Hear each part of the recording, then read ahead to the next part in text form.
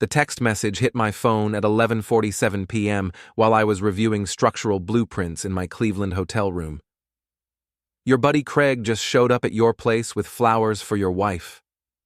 I stared at Victor's message, my coffee growing cold on the nightstand.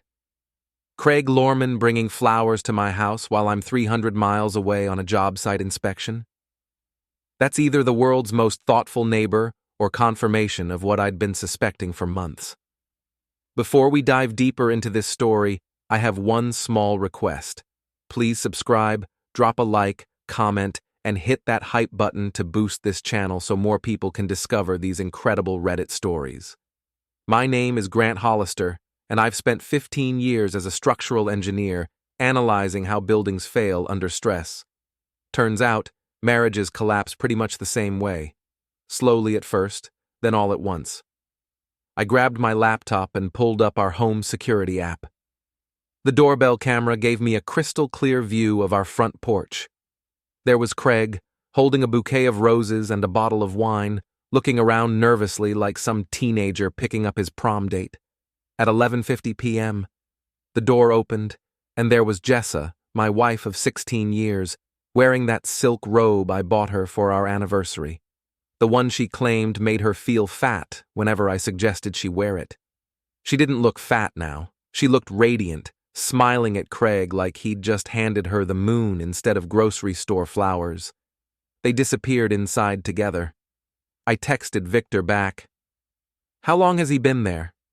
"Just arrived. You want me to keep watching?"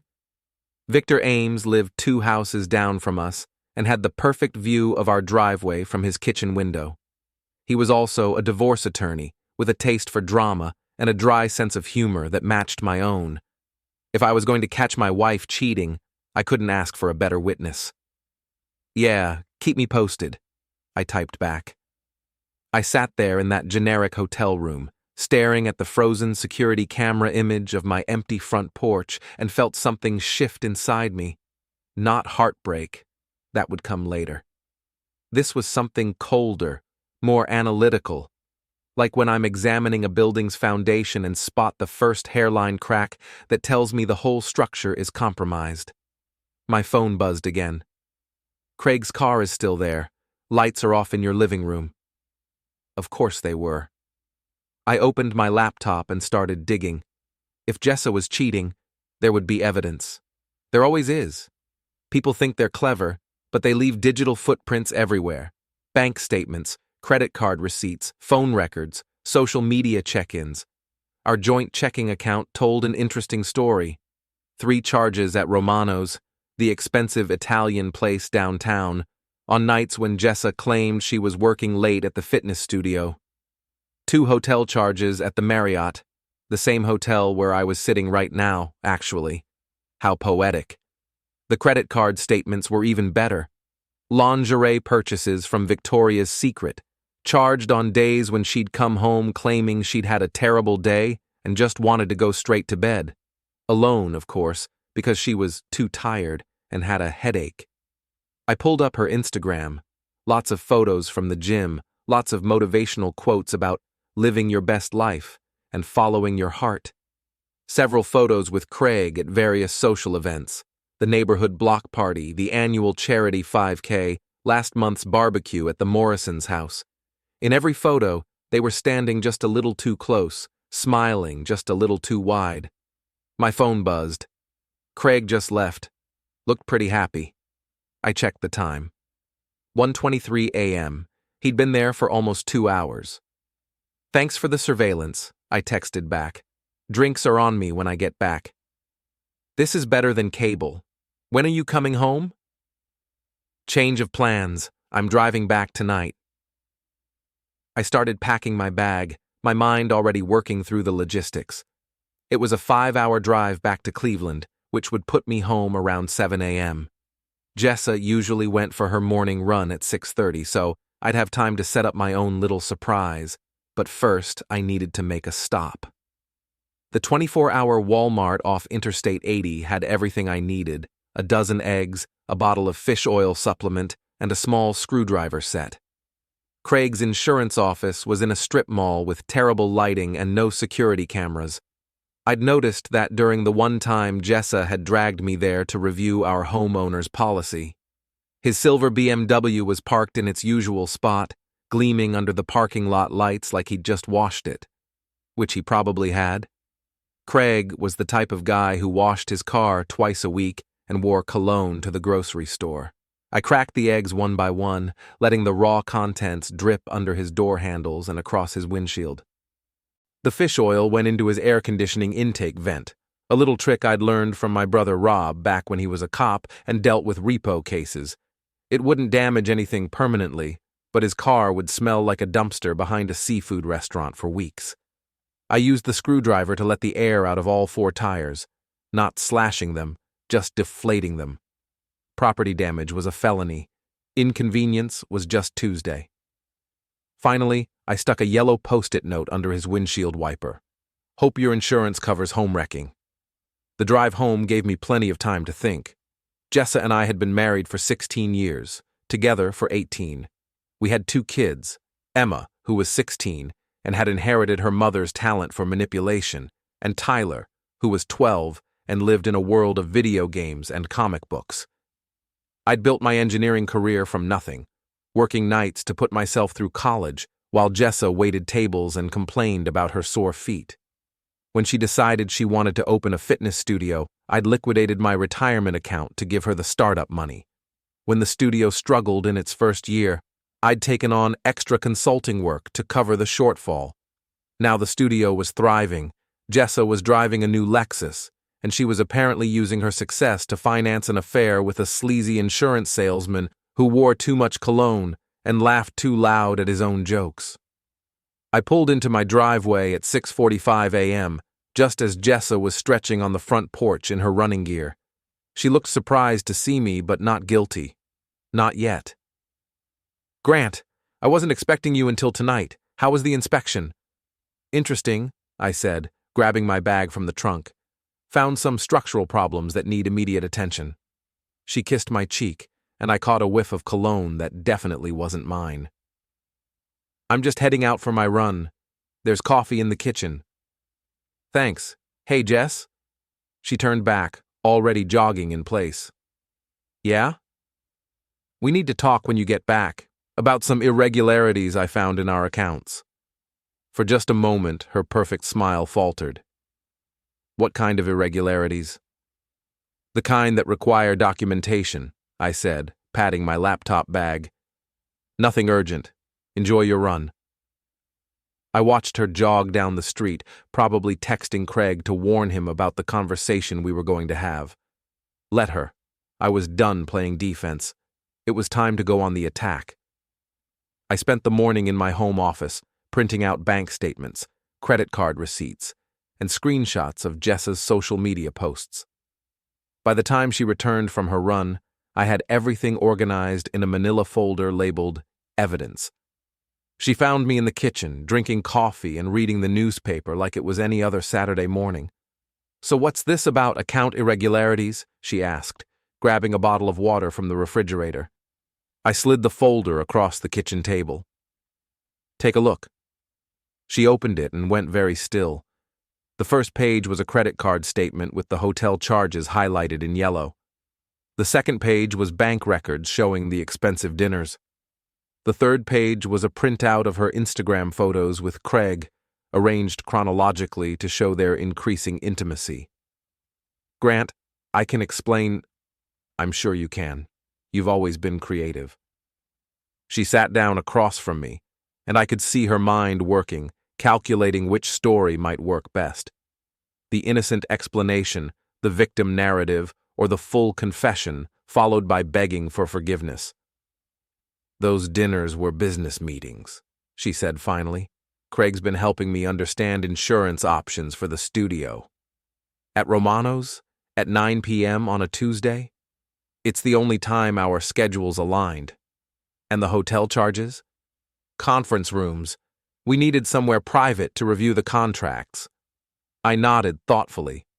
"What about last night?" "What about it?" "Craig stopped by around midnight, with flowers and wine. For a business meeting, I assume." Her face went pale. "How do you—" Security camera.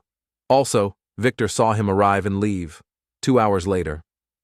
She stared at me for a long moment, and I could see her realizing that denial wasn't going to work. Time for strategy number 2. Grant, I'm sorry. I never meant for this to happen. It just evolved. Evolved. Like a virus. It's not like that. Craig and I connected on a level that… Stop. I held up my hand. I don't need the details. I need to know what you want to do about it. She looked confused. What do you mean? I mean, do you want to end it with Craig and try to work on our marriage? Or do you want a divorce? I don't know. I need time to think. No problem. Take all the time you need. But while you're thinking, there are going to be some changes. I pulled out another folder, this one labeled Immediate Actions. First, I'm freezing our joint accounts pending a full financial review. Second, I'm moving into the guest bedroom. Third, I'm scheduling a meeting with Victor to discuss legal options. You can't freeze our accounts. Actually, I can. My name is on them too, and I have reasonable suspicion of financial impropriety. This is insane, Grant. You're being controlling and paranoid. Am I? Because from where I'm sitting, it looks like I'm being appropriately cautious with a spouse who's been lying to me for months. She started crying then, which was her go-to move whenever an argument wasn't going her way. The tears had worked on me for 16 years, but something had changed overnight. Now they just looked like another manipulation tactic. What about the kids? She asked. What about them? How are we going to explain this? We'll tell them the truth, that sometimes adults make choices that have consequences. My phone rang. Victor's name appeared on the screen. Excuse me, I said to Jessa. I need to take this. Grant, my friend, how did the homecoming go? About as expected. Listen, are you free for lunch? I could use some legal advice. Absolutely. But first, you might want to check the neighborhood Facebook page. Someone posted something interesting this morning. I opened Facebook on my phone and scrolled to the Maple Heights community group. The top post was from a neighbor named Susan Walsh. Did anyone else see the police at Craig Lorman's office this morning? His car was covered in some kind of mess and all his tires were flat. I heard he had to call a tow truck. The post had 37 comments and counting. Most of them were variations of, I wonder what he did to deserve that, and karma's a bitch. I looked up to find Jessa reading over my shoulder, her face white. Grant, please tell me you didn't what? I was in a hotel room in Toledo all night. You can check my credit card receipts. Which was technically true. I had been in a hotel room in Toledo, just not all night. This is getting out of hand, she said. You're right, it is. I stood up and grabbed my keys. I'm going to lunch with Victor. When I get back, I'd like you to have made a decision about what you want to do, because this limbo situation isn't working for me. Where are you going to be? Murphy's Tavern. You know, that place where married couples used to go together before one of them started screwing the insurance guy. I left her sitting at the kitchen table, staring at the evidence folder like it might spontaneously combust. Murphy's Tavern was the kind of place where the bartender knew your name and your drink order, and nobody asked too many questions about why you were drinking beer at noon on a Saturday. Victor was already there, occupying our usual corner booth. You look like hell, he said as I sat down. I feel worse than I look. What's the plan? I filled him in on the morning's conversation with Jessa, her non-denial denials, and her request for time to think. So she wants to have her cake and eat it too, Victor said. Keep you as the stable provider while she plays house with Craig. That's my read on the situation. What do you want to do about it? I took a long pull from my beer. I want to destroy them both. Victor raised an eyebrow. Legally speaking, of course. Of course. Well, you've got grounds for a divorce based on adultery, which means you'd likely get a favorable settlement. Ohio is technically a no-fault state, but judges still consider marital misconduct when dividing assets. What about her business? The fitness studio? If you can prove you provided the startup capital, you might have a claim to partial ownership. I've got bank records showing the initial investment came from my retirement account. That's helpful. What about Craig? What about him? Well, you can't sue him for alienation of affection. Ohio doesn't recognize that tort. But if he's been using company resources to facilitate the affair, that could be a problem for him professionally. Company resources? Think about it. If he's been taking your wife to expensive dinners and claiming them as business expenses, that's insurance fraud. If he's been using company time to conduct personal affairs, that's a breach of his employment contract. I felt something cold and calculating settle in my chest. How would one go about documenting something like that? Hypothetically, you'd need proof that he was claiming personal expenses as business costs, credit card statements, expense reports, that sort of thing. And how would someone obtain that kind of information? Victor smiled.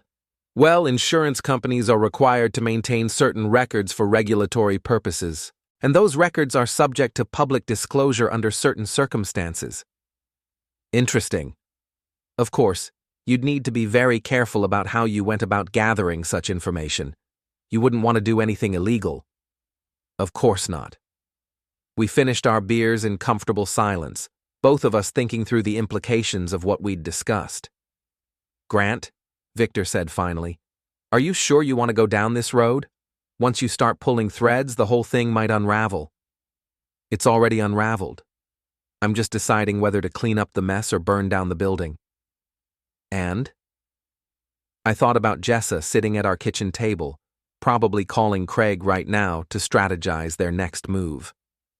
I thought about 16 years of marriage, 2 kids, and a retirement account I'd emptied to fund her dreams. I'm thinking arson might be the way to go. When I got home from Murphy's Tavern, Jessa was gone. Her car wasn't in the driveway, and there was a note on the kitchen counter. Gone to think. Back tonight. We'll talk then. I crumpled up the note and threw it in the trash. She was probably at Craig's place, comparing stories and trying to figure out how much I actually knew. Emma wandered into the kitchen around 2 o'clock, looking for food and gossip in equal measure. Where's Mom? She asked, raiding the refrigerator. Out. Are you guys fighting? Emma had inherited her mother's ability to sense drama from 3 rooms away. At 16, she was already a master manipulator who could play her parents against each other with surgical precision. Why would you think that? Because you're drinking beer in the middle of the day and Mom left a note. She only leaves notes when she's pissed. Smart kid. Too smart for her own good most of the time. Your mother and I are having some disagreements about financial matters, I said carefully. Are we broke? No, we're not broke. Are you getting divorced? I looked at my daughter, really looked at her. She had Jessa's dark hair and green eyes, but she'd gotten my stubborn streak and analytical mind. She was going to be trouble in college. I don't know yet, I said honestly. She nodded like this was a perfectly reasonable answer. If you do get divorced, can I live with you? Mom's boyfriend is kind of gross. I nearly choked on my beer. What? Craig. He's always hanging around the studio when I'm there, and he stares at the yoga pants ladies. It's creepy. How long has this been going on? Emma shrugged. Few months, maybe? Mom said he was helping with business stuff, but he doesn't know anything about fitness. He can barely walk up a flight of stairs without getting winded. Have you told your mother that Craig makes you uncomfortable? Yeah, but she just said I was being dramatic. She said he was a good friend who was helping us out. I felt that cold anger settling deeper into my chest. It was one thing for Jessa to betray our marriage, but involving our daughter in the deception crossed a line I didn't even know I had. Emma, if you ever feel uncomfortable around any adult, you tell me immediately, okay? Okay, but Dad? Yeah? Whatever you're planning to do to Mom and Craig, can you make it really embarrassing? Because they've been treating everyone like idiots, and it's getting annoying. Before I could respond, Tyler wandered in from the living room, controller in hand, and headset around his neck. "Are we talking about Mom's boyfriend?" he asked casually. "Tyler." "What?" "It's obvious. He brought her flowers last night when Dad was gone, and she was wearing that fancy robe. Plus, his car smells like fish now, which is hilarious." I stared at my 12-year-old son. "How do you know about the flowers?" "I was getting water from the kitchen and saw them through the window. I thought it was weird, so I watched for a while. They were holding hands on the couch." "And you didn't think to mention this?" Tyler shrugged. "Adults are weird. I figured you'd figure it out eventually." Emma laughed. "Tyler's been calling him Uncle Craig ironically for weeks." "Uncle Craig?" "You know, like when parents have a friend who comes around all the time and the kids are supposed to pretend they don't know what's going on?" I looked at my children, my sharp, observant, cynical children, and realized they'd been watching this drama unfold with the detached interest of anthropologists studying a primitive culture. "So what's the plan, Dad?" Emma asked. "Plan. For revenge, because you're definitely planning something. You get the same look when you're working on a difficult engineering problem." Tyler nodded sagely. It's his calculating structural failure face. "I don't have a—" "You totally do," Emma said. "You had the same expression when you figured out how to get the Hendersons to move their fence back onto their own property. That had been a particularly satisfying victory.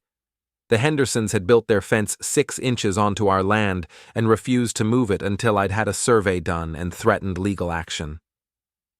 "Okay, maybe I'm considering some options," I admitted. "Cool. Can we help?" "Absolutely not." "Why not?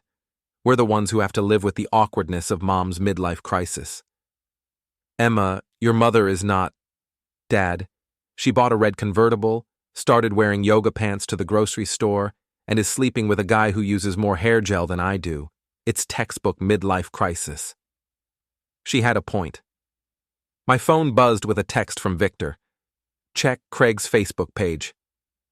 I opened Facebook and navigated to Craig's profile. His latest post, from an hour ago, was a photo of his BMW being loaded onto a tow truck with the caption, "Some people have no respect for other people's property. Investigating vandalism options." The comments were interesting. Several people had posted laughing emojis. Someone had written, "What goes around comes around." Craig's wife Marlene had commented, "Maybe you should park in the garage instead of showing off." That last comment was particularly intriguing. It suggested that Marlene wasn't entirely supportive of her husband's recent behavior. "What's so interesting?" Emma asked, reading over my shoulder. "Craig's car got vandalized last night." "Couldn't have happened to a nicer guy," Tyler said without looking up from his phone. "Tyler." "What? He's a creep. Last time he was here, he went through your desk while you were in the bathroom." "He what?" "Yeah, he was looking at papers and stuff. I thought it was weird, but Mom said he was just curious about your work." The cold anger was turning into something sharper now. Craig hadn't just been sleeping with my wife, he'd been snooping through my personal documents, probably looking for financial information to help Jessa strategize for a potential divorce. My phone rang. Jessa's name appeared on the screen. "I should take this," I told the kids. "Grant, we need to talk." "I'm listening." "Not over the phone. Can you meet me somewhere?" "Where are you?" "At Craig's place. His car got vandalized and he's really upset." "I'm sure he is." "Grant, please. This situation is getting out of hand." "You're right. It is. But not in the way you think." "What do you mean?" "I mean, I've been talking to Victor about legal options, and I've been reviewing our financial records very carefully. There are some interesting patterns." Silence on the other end of the line. "Jessa?" "I'm here." "Good, because we need to discuss your business expenses, Craig's expense reports, and the legal definition of insurance fraud." More silence. "I'll be home in an hour," she said finally. "Looking forward to it." I hung up and looked at my kids, who had been listening to every word with undisguised interest. "This is better than Netflix," Emma said. Emma, Tyler, I want you both to go to your rooms when your mother gets home. This conversation is going to be adults only." "But we want to watch," Tyler protested. "No. This is serious business and I don't want you caught in the middle of it." Emma gave me a look that was pure Jessa, calculating and slightly manipulative. "What if we promise to be really quiet and stay out of the way?" "No." "What if we record it for you, in case you need evidence later?" I stared at my daughter. "Emma, that's actually not a terrible idea. But no, this is between your mother and me." "Fine," she said, but I could tell she was already planning to eavesdrop from the top of the stairs. I spent the next hour organizing my evidence and preparing for what I suspected would be a very unpleasant conversation.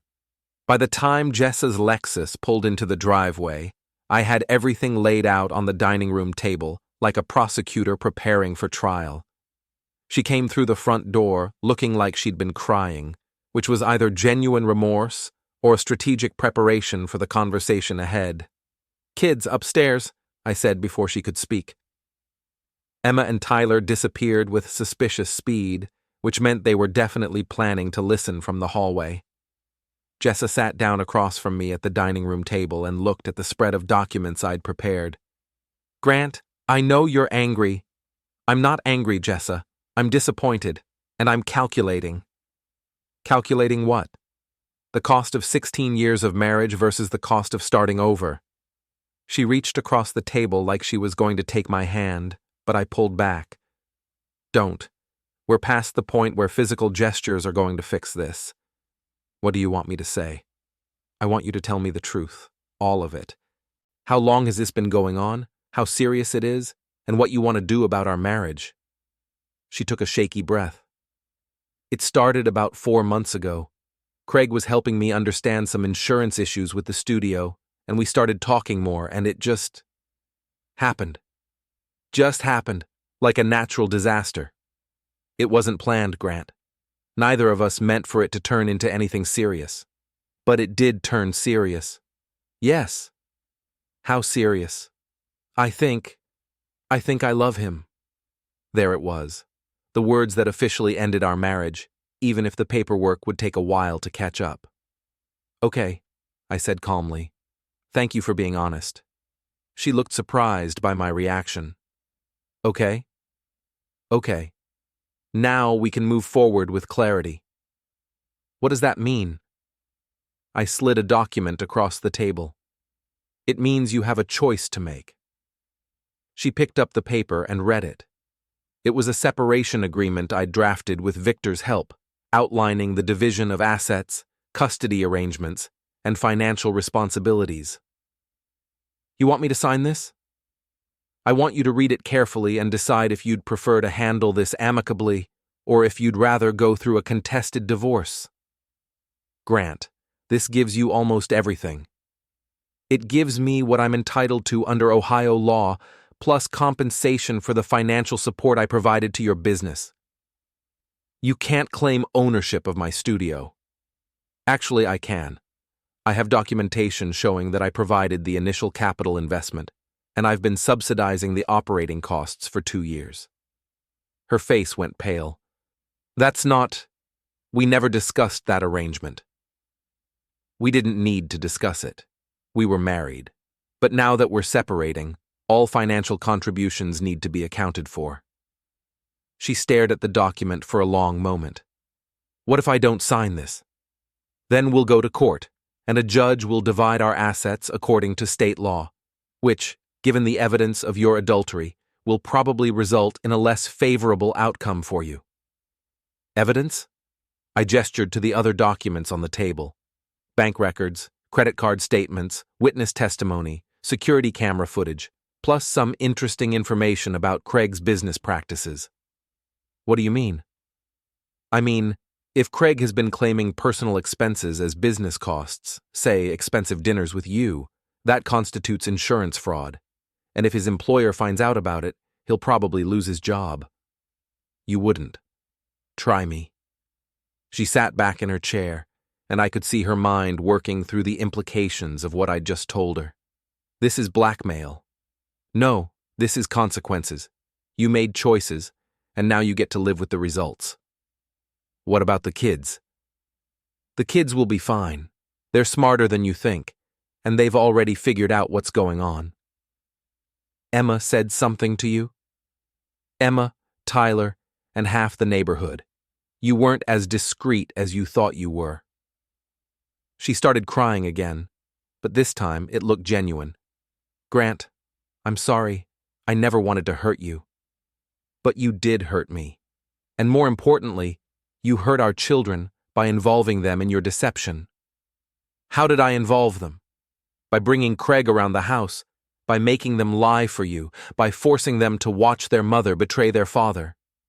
I never asked them to lie. You didn't have to ask. They knew what was happening, and they knew they couldn't talk to me about it. That's a form of lying. She wiped her eyes with a tissue. What happens now? Now you decide whether you want to sign the separation agreement or fight this in court. Can I have some time to think about it? You can have until Monday morning. After that, I'm filing for divorce with or without your cooperation. She nodded and stood up to leave, then turned back to me. Grant? Yeah? For what it's worth, I really am sorry. I know you are, Jessa, but sorry doesn't fix structural damage. Sometimes you have to tear down the building and start over. After she left, Emma and Tyler crept downstairs, trying to look casual. So, Emma said, how did it go? Your mother and I are getting divorced. Cool. What's for dinner? I looked at my pragmatic, resilient children and felt something like pride mixed with the sadness. Pizza, I said. Definitely pizza. Monday morning arrived with the kind of gray, drizzly weather that made Cleveland feel like the end of the world. I was in my office by 7 a.m., reviewing structural plans for a downtown renovation project, when my phone rang. Grant, it's Victor. We need to talk. What's up? Jessa called me at home last night. She wants to contest the separation agreement. I leaned back in my chair and watched the rain streak down my office window. On what grounds? She claims you're being vindictive and unreasonable. She also says you're threatening to destroy Craig's career out of spite. I'm not threatening anything. I'm simply pointing out that insurance fraud has consequences. She wants to negotiate. There's nothing to negotiate. She can sign the agreement or we can go to court. Grant, I have to ask, do you actually have evidence of insurance fraud? I smiled. Remember that public records request you mentioned? Turns out Craig's expense reports make for very interesting reading. You actually filed a public records request? I filed several. Insurance companies keep detailed records, and most of that information is subject to disclosure under state sunshine laws. And Craig has been very creative with his business expense claims. Dinners at Romano's, hotel conference rooms, even flowers and wine, all claimed as client entertainment expenses. Jesus, Grant, that's actually fraud. I know. The question is, what do I do with that information? Victor was quiet for a moment. What do you want to do with it? I want to watch his world burn. That's not very Christian of you. I'm not feeling very Christian right now. Fair enough. What's your plan? I'm going to give Jessa one more chance to sign the separation agreement. If she refuses, I'm sending Craig's expense reports to his employer and to the State Insurance Commission. That will destroy his career. That's the idea. And probably his marriage. Even better. Victor sighed. You know, there's a point where justified revenge becomes cruelty. And we're nowhere near that point yet. After I hung up with Victor, I spent some time researching Craig's employer. Hartwell Insurance was a mid-sized firm with a reputation for conservative business practices and strict ethical standards. Their website prominently featured their commitment to integrity and their zero-tolerance policy for fraudulent practices. Perfect. I drafted a letter to Hartwell's compliance department, outlining my concerns about Craig's expense reporting practices and attaching copies of the relevant documentation. I didn't send it. Not yet, but it was ready to go if Jessa decided to make this difficult. Around noon, Emma texted me from school. "Mom's at the studio crying. Thought you should know." I texted back, "How do you know that?" Jessica Morrison's mom goes to Mom's yoga class. She said Mom broke down in the middle of teaching and had to leave. "Are you okay with all this?" "Yeah, I'm fine. Tyler's fine too. We talked about it last night. We think you're handling this really well." "Thanks, kiddo." "Dad?" "Yeah?" "Whatever you're planning to do to Craig, can you do it soon? This waiting around is eliminating me." I laughed despite myself. Emma had definitely inherited my impatience along with my analytical mind. My phone rang. Jessa's name appeared on the screen. "Grant, we need to talk." "I'm listening." "I've been thinking about the separation agreement, and I think we can work something out." "I'm not negotiating, Jessa.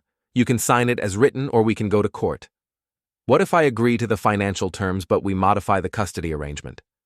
"What kind of modification?" "Joint custody instead of primary custody to you." I thought about this for a moment. Joint custody would mean the kids would spend half their time with Jessa and Craig, assuming that relationship continued. On the other hand, Emma had already expressed a preference for living with me, and Tyler seemed indifferent as long as he had his video games. "I'll consider it," I said, "but the financial terms are non-negotiable." "Grant, you're taking everything. The house, the retirement accounts, half the business. I'm taking what I'm entitled to under Ohio law, plus compensation for my investment in your business.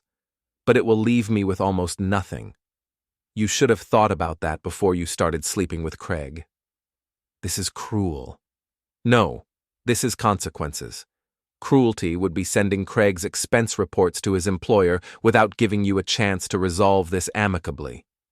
Silence on the other end of the line. "What expense reports?" "The ones where he claimed dinners with you as business expenses, and hotel rooms, and flowers, all reported to his company as legitimate client entertainment costs." "How do you know about his expense reports?" "Public records. Insurance companies are required to maintain detailed financial records, and most of that information is subject to disclosure." "You're bluffing." "Try me." More silence. "Grant, if you destroy Craig's career, you'll destroy his marriage too. Marlene doesn't deserve that." "Actually, I think Marlene deserves to know what her husband has been doing with company money." "You're not the same person I married." "You're right. The person you married was naive enough to trust you. This person has learned better." "I need more time to think." "You have until 5 o'clock today. After that, I'm filing the divorce papers and sending Craig's information to Hartwell Insurance." "That's not enough time." "It's plenty of time to sign a document, Jessa. Unless you're planning to consult with Craig about strategy, in which case you might want to hurry. He's going to have bigger problems to worry about soon." I hung up and immediately called Victor. "It's Grant. I need you to prepare the divorce filing. Jessa's going to try to stall, and I want to be ready to move forward this afternoon." "Are you sure about this? Once we file, there's no going back." "I'm sure." "And you're really going to send Craig's information to his employer?" "I'm really going to send it to his employer, the State Insurance Commission, and probably the IRS while I'm at it." "Grant." "Victor, this isn't just about revenge. Craig committed actual fraud. If I don't report it, I'm potentially complicit." "That's a stretch." "Maybe, but it's my stretch to make." At 3 o'clock, my phone buzzed with a text from an unknown number. "This is Craig. We need to talk." I texted back, "No, we don't." "Grant, please. Jessa told me about the expense reports. I can explain."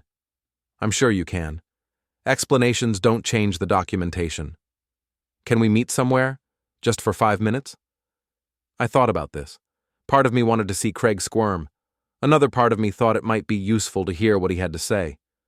"Murphy's Tavern, 4 p.m. You buy the beer." "Thank you." Murphy's was nearly empty at 4 on a Monday afternoon, which was perfect for the conversation I was planning to have. Craig was already there when I arrived, sitting in a corner booth and looking like he hadn't slept in days. "Grant, thank you for coming." I sat down across from him and waited. He'd asked for this meeting.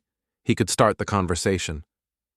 "I know you must hate me," he said finally. "I don't hate you, Craig. I despise you, but I don't hate you. Hate requires passion, and you're not worth that much emotional energy."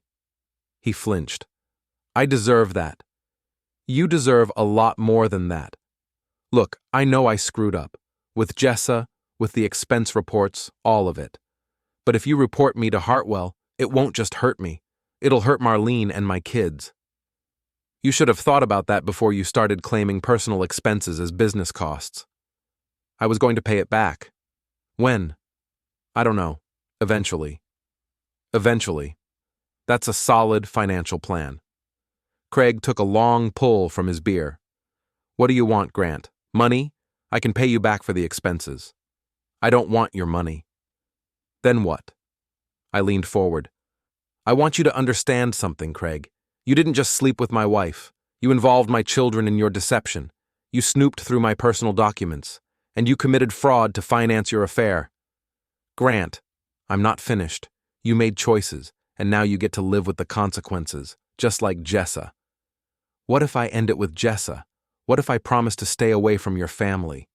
It's too late for that. Please, I'm begging you.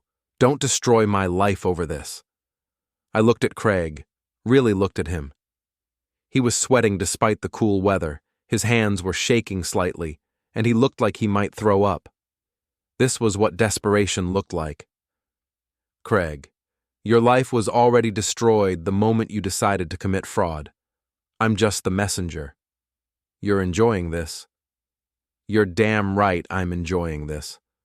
For 4 months, you and Jessa have been treating me like an idiot. Now you get to find out what happens when the idiot turns out to be smarter than you thought."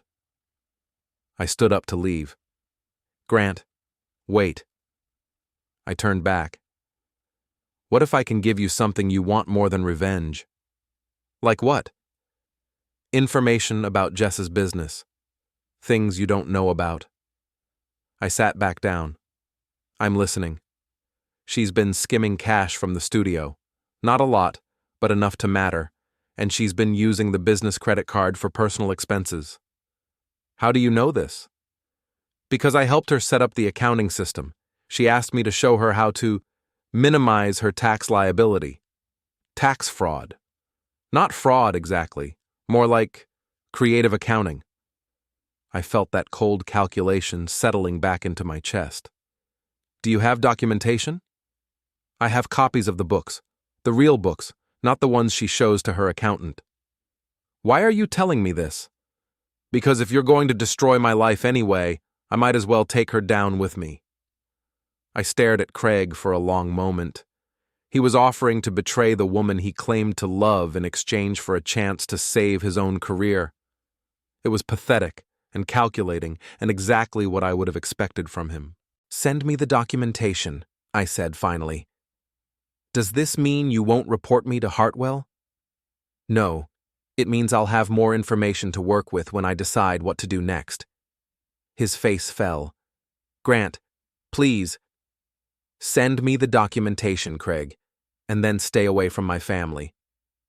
I left him sitting in the booth, staring into his beer like it might contain answers to questions he didn't know how to ask. By the time I got home, Emma and Tyler were already there, doing homework at the kitchen table and pretending they weren't dying to hear about my day. "How was school?" I asked. "Boring," Emma said. "How was your day of calculated revenge?" "Productive." "Did you talk to Mom?" "Briefly." "What about Craig?" I looked at my daughter. "How did you know I talked to Craig?" "Because you have that look again, the one you get when you've solved a particularly complicated structural problem." Tyler looked up from his math homework. "Are we going to be rich when this is over?" "Why would we be rich?" "Because Mom and Craig are both going to lose their jobs, right? So we'll get all their stuff?" I stared at my 12-year-old son. "Tyler, that's not how divorce works." "But we'll get the house?" "Probably."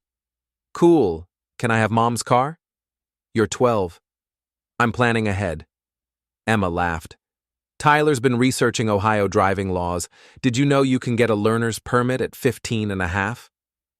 I did not know that.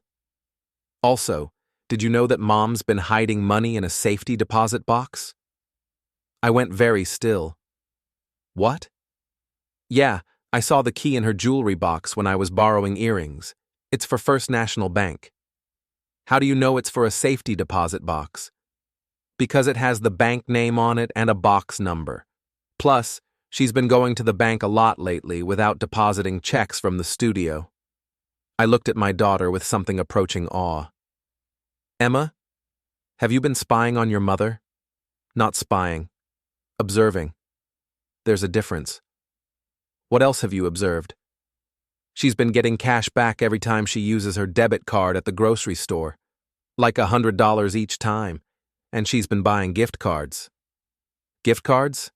Yeah, like Visa gift cards and Amazon cards. I think she's trying to hide money from you. Tyler nodded sagely. It's what criminals do on TV. They convert cash to untraceable assets. I stared at my children, wondering when they'd become junior detectives and why they were better at this than I was. Anything else I should know about? Emma and Tyler exchanged a look. Well, Emma said carefully, there might be one more thing. What? Mom's been talking to a lawyer. Not Victor, a different lawyer. A woman. How do you know this? Because she left a business card on her dresser, and I might have Googled the name. And the lawyer specializes in high-asset divorce cases, specifically helping wives hide assets from their husbands. I sat down heavily at the kitchen table. Kids, I need you both to understand something. What your mother is doing, hiding money, buying gift cards, consulting with lawyers, that's not necessarily illegal, but it's not ethical either. We know, Tyler said. That's why we're telling you. We're on your team, Dad, Emma added. Mom made her choice when she started cheating. Now we're making ours. I looked at my children, my smart, loyal, slightly ruthless children, and felt something like pride mixed with concern. Okay, I said finally, but from now on, no more spying. If you notice something important, you tell me, but don't go looking for trouble. What if trouble comes looking for us? Emma asked. Then we'll deal with it together. My phone buzzed with an email notification. Craig had sent me a file labeled Jessa Studio Books, Real Numbers. I opened the attachment and started scrolling through the spreadsheets. Emma was right about the cash skimming, and Craig was right about the creative accounting. But there was more, a lot more. Jessa had been systematically underreporting her income, inflating her business expenses, and using the studio's business accounts to pay for personal items. The total amount of unreported income was close to $40,000 over 2 years. Dad? Emma was reading over my shoulder. Is Mom in trouble? Yeah, kiddo, I think she is. Big trouble? The kind of trouble that involves the IRS. Tyler looked up from his homework. Cool. Are we going to turn her in? I closed the laptop and looked at my children. No, we're not going to turn her in, but we're going to make sure she understands that her choices have consequences. What kind of consequences? Emma asked. I smiled, and it probably wasn't a very nice smile. The expensive kind. Tuesday morning brought 2 phone calls that changed everything. The first was from Jessa at 6 a.m., waking me from the first decent sleep I'd had in days. Grant, I'll sign the separation agreement. I sat up in bed, instantly awake. What changed your mind? I talked to my lawyer. She said fighting you in court would be expensive and probably futile, given the evidence you have. Smart lawyer. But I want the joint custody arrangement we discussed. Fine. Bring the papers by my office this afternoon. Grant? Yeah? What are you going to do about Craig? That depends on Craig. What do you mean? I mean, he provided me with some very interesting information about your business practices. Information that changes the scope of our settlement negotiations. Silence on the other end of the line. Jessa? What kind of information? The kind that involves the IRS and potential tax fraud charges. Craig already did. Apparently, when faced with the choice between protecting you and protecting himself, he chose himself. You're lying. Check your email. I forwarded you a copy of what he sent me. I hung up and immediately called Victor. It's Grant. Jessa's ready to sign, but we need to modify the settlement to account for the tax issues. What tax issues? I filled him in on Craig's information about Jessa's creative accounting and cash skimming. Jesus, Grant. If this is accurate, she's looking at significant penalties and potential criminal charges. I know, which means our settlement just became a lot more valuable to her. What do you want to do? I want to amend the agreement to include full disclosure of all hidden assets and immediate repayment of all unreported income. That's going to increase your settlement by what, $50,000? At least, plus penalties and interest. And if she refuses? Then I report her to the IRS and let them sort it out. The second phone call came an hour later, from a number I didn't recognize. Mr. Hollister, this is Marlene Lorman, Craig's wife. I sat up straighter. Mrs. Lorman, what can I do for you? I think we need to talk about our respective spouses and their situation. I'm listening. Not over the phone. Can you meet me for coffee this morning? Where? Starbucks on Cedar Road, 9 o'clock. I'll be there. Marlene Lorman was not what I'd expected. She was tall, elegant, and had the kind of controlled composure that suggested she was used to handling difficult situations. She was already seated when I arrived, nursing a large coffee and looking like she hadn't slept much. Mr. Hollister, thank you for coming. Call me Grant, and thank you for reaching out. I assume you know about Craig and your wife. I do. How long have you known? About a week. You?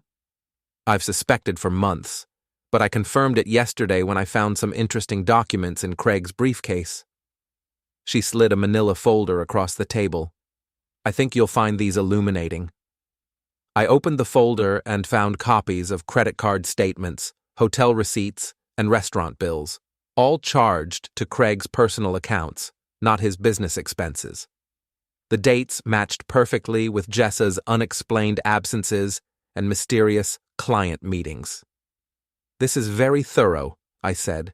I'm a forensic accountant. Thoroughness is my specialty. That explained the controlled composure. Marlene was used to uncovering financial deceptions. What do you want from me? I asked. I want Craig to face consequences for his choices. Real consequences. What kind of consequences? I want him fired from his job, divorced and financially ruined, and I want your wife to suffer the same fate. I studied Marlene's face. She was calm, methodical, and absolutely furious. It was like looking into a mirror. That's a comprehensive list, I said. I'm a comprehensive person. What do you have in mind? She pulled out another folder. Craig's been more creative with his expense reports than you know. The dinners and hotels were just the beginning. She showed me documentation of business trips that had never happened, client meetings with fictional companies, and equipment purchases that had been delivered to our house instead of Craig's office. This is systematic fraud, I said. It's enough to get him fired and probably prosecuted. And you want to report him? I want us to report him, together, maximum impact. I leaned back in my chair. Marlene, can I ask you something? Of course. Are you doing this for justice or for revenge? She smiled, and it was the coldest smile I'd ever seen. Does it matter? Not really. I'm just curious about your motivation. My motivation is that Craig destroyed our marriage and committed crimes to do it. Your wife helped him. They both deserve to face the consequences. Fair enough. What's your plan? I've already prepared a complaint to file with Hartwell Insurance and the State Insurance Commission. I also have a report ready for the IRS regarding both Craig's unreported income and your wife's tax issues. You've been busy. I've had a very productive week. I looked at the documentation Marlene had prepared. It was thorough, methodical, and devastating. If she filed these reports, both Craig and Jessa would face serious legal and financial consequences. "What do you need from me?" I asked. "Corroboration. You have evidence of the affair, I have evidence of the fraud. Together, we can make sure they both pay the full price for what they've done. And if I don't cooperate? Then I'll file the reports anyway, but they'll be less effective without your supporting evidence." I thought about this for a moment. Marlene was offering me the chance to destroy both Craig and Jessa completely. It was more revenge than I'd even fantasized about. "There's one problem," I said finally. "What's that?" "If we destroy Jessa financially, it affects my children. They live with her half the time, and they depend on her income." Marlene nodded. "I've thought about that. What if we structure this so that Jessa has a chance to make restitution and avoid prosecution, but Craig faces the full consequences?" "You'd give Jessa a way out, but not Craig?" "Craig is my husband. He betrayed me directly. Your wife betrayed you, but she didn't betray me. That's surprisingly rational. I told you I'm a forensic accountant. Rationality is my business." We spent the next hour working out the details. Marlene would file her complaint against Craig immediately, ensuring that he'd be fired and probably prosecuted. I would give Jessa one chance to make full restitution for her tax issues and agree to an amended settlement that reflected the true value of her business. "And if Jessa refuses?" Marlene asked. "Then she gets reported to the IRS along with Craig." Perfect. We shook hands on our alliance, and I felt something like satisfaction for the first time in weeks. "Marlene, can I ask you one more question?" "Sure. What are you going to do after this is over?" "I'm going to divorce Craig, take half of everything he has left, and start over somewhere new." "Any regrets?" "About Craig? No. About the 18 years I wasted being married to him? Every day." I drove back to my office feeling like I'd just recruited the perfect partner for the final phase of my revenge. Marlene Lorman was smart, thorough, and had access to information I could never have obtained on my own. My phone rang as I was parking. Jessa's name appeared on the screen. "Grant, I read the documents Craig sent you." "And?" "We need to talk. In person. My office, 2 o'clock. "I can't wait that long." "You'll have to. I'm busy this morning." "Busy doing what?" "Busy meeting with Craig's wife." Silence. "Grant, what are you planning?" "I'm planning to give you one chance to make this right before everything gets much worse for you." "How much worse?" "The kind of worse that involves criminal charges." "You wouldn't try me." I hung up and called Victor to fill him in on the morning's developments. "Grant, you're playing with fire here. If you and Marlene coordinate your attacks on Craig and Jessa, it could look like conspiracy." "Conspiracy to do what? Report crimes to the appropriate authorities?" "Conspiracy to commit extortion. We're not asking them for money, Victor. We're asking them to face the consequences of their actions. The line between consequences and extortion can be pretty thin. Then I'll be careful to stay on the right side of it." At 2 o'clock sharp, Jessa arrived at my office looking like she'd been crying for hours. She sat down across from my desk and immediately started talking. "Grant, I know you're angry, and you have every right to be. But if you report me to the IRS, it won't just hurt me. It'll hurt Emma and Tyler. You should have thought about that before you started skimming cash from your business." "I wasn't skimming. I was just managing my cash flow. By not reporting income and inflating expenses. It's not as bad as it looks." I slid a revised settlement agreement across the desk. "Here's what's going to happen.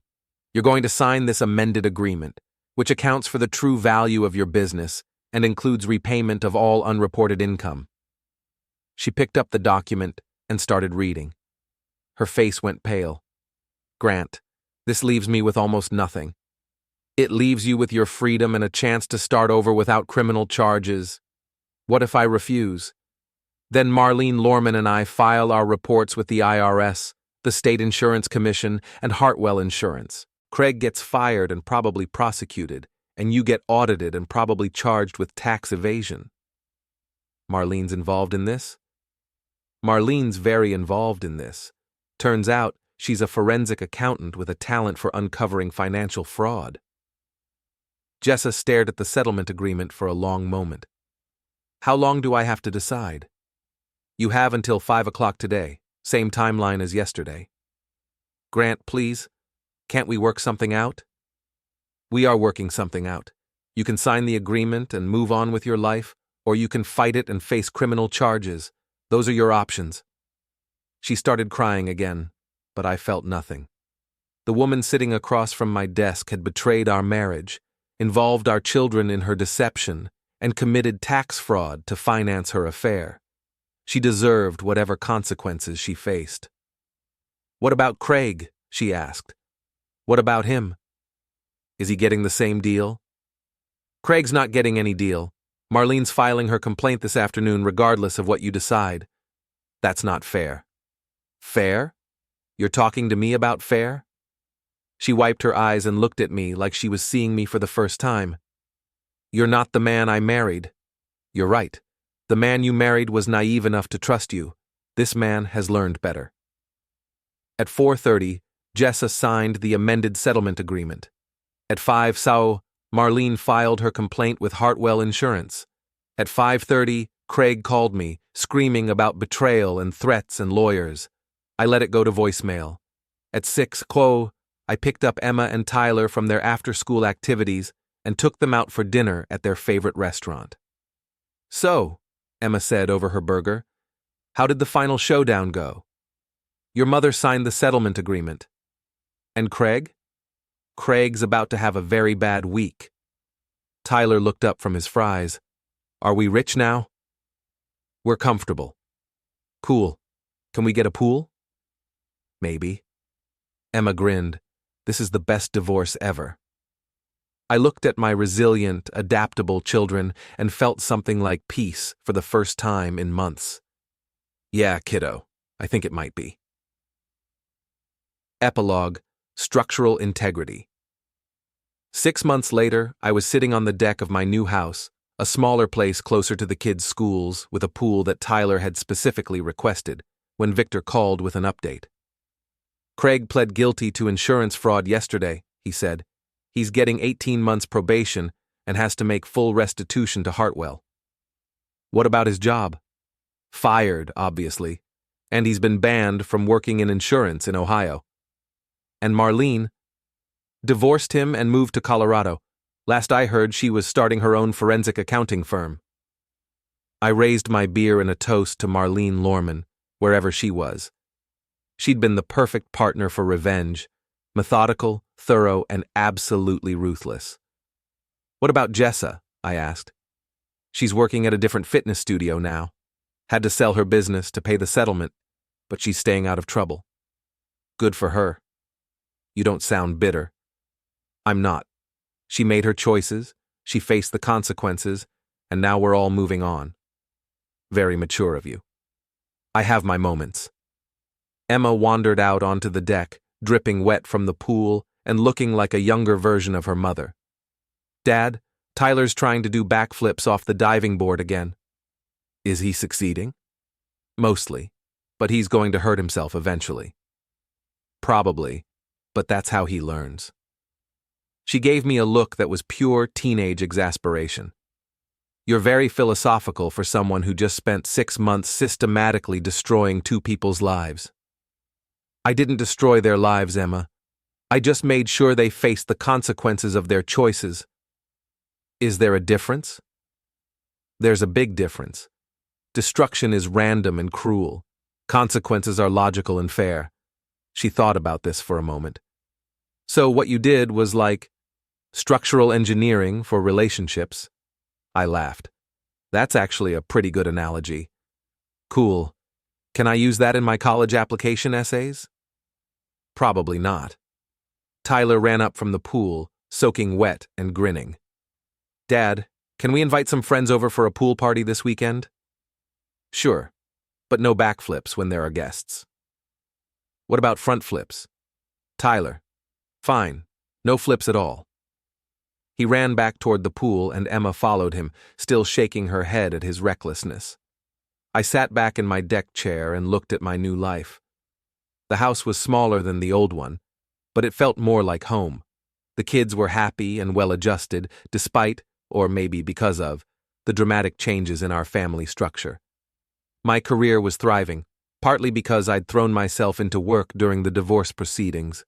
Most importantly, I'd learned something valuable about myself. When pushed to my limits, I was capable of being methodical, strategic, and absolutely ruthless in pursuit of justice. It wasn't a side of myself I'd known existed, but it was useful information for the future. My phone buzzed with a text from an unknown number.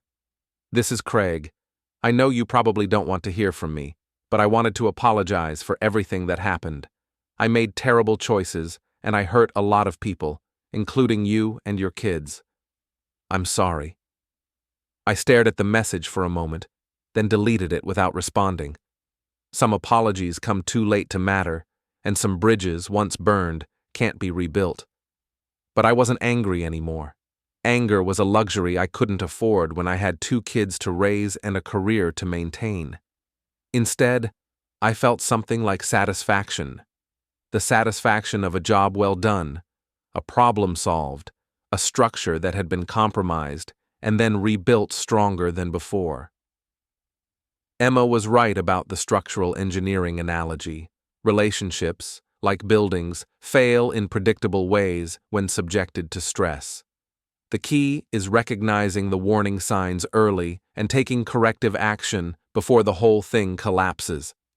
In my case, corrective action had involved a methodical campaign of legal and financial consequences that had left my ex-wife and her lover facing the full cost of their choices. It hadn't been pretty, but it had been effective. And now, sitting on my deck with a beer in my hand and the sound of my children laughing in the background, I could honestly say that the structural integrity of my life had been restored. Sometimes you can repair the damage and reinforce the existing foundation. Sometimes you have to tear everything down and start over. Either way, the most important thing is making sure the new structure can withstand whatever stress comes next. I finished my beer and went inside to start dinner. Tomorrow was a new day, with new challenges and new opportunities. But tonight, I was exactly where I belonged, in a house I owned completely, with children who respected me, and a future that belonged entirely to me. It had been a very satisfying renovation project.